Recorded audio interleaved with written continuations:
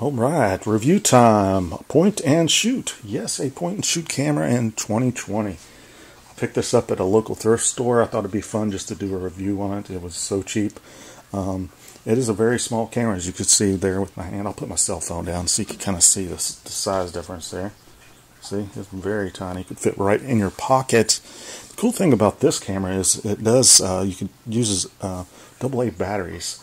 Now this is a kind of newer point and shoot because it is a 16 megapixels, so it does have a pretty nice sensor on it. I'll do some image samples here in a second so you can see. The body on this is plasticky, which makes it very lightweight, but if you drop this, I'm sure it would shatter into a million pieces, so I would make sure and get a little wrist strap to put on there.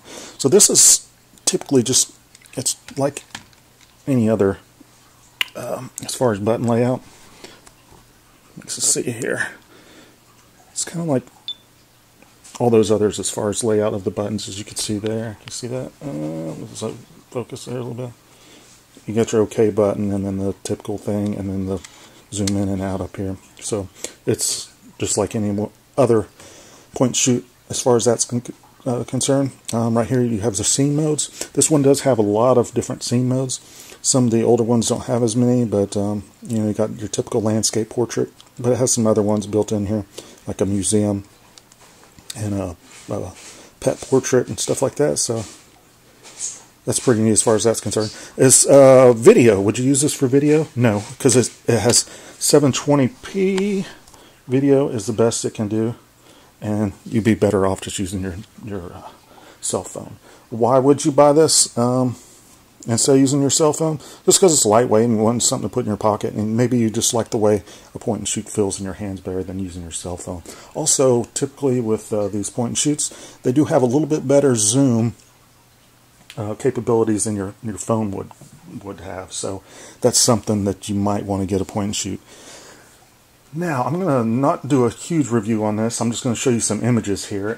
Talking about the zoom here, I'll show you how far it can zoom in. So this is the widest it can get, and I'm standing in the same place, and this is totally zoomed in.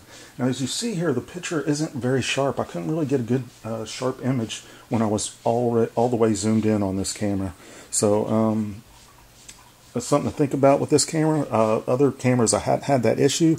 I think it's because this one doesn't have the image stabilization. Like most of the Canon ones have image stabilization built into them, so that's probably part of it. That was an optical zoom that I did there. There wasn't a digital zoom. So this camera, it typically sells for $30–40 on eBay. I bought it to resell. There's not much else I could say about it. Check out these last couple of images, and if you want to purchase this, I'm going to be selling it on eBay, so I'll just put a link to my eBay store. There might be some other cameras or other things that you might want on my channel, so check it out. Thanks for watching. Go ahead and subscribe if you're into photography. I've got several photography videos on my channel. Thanks for watching.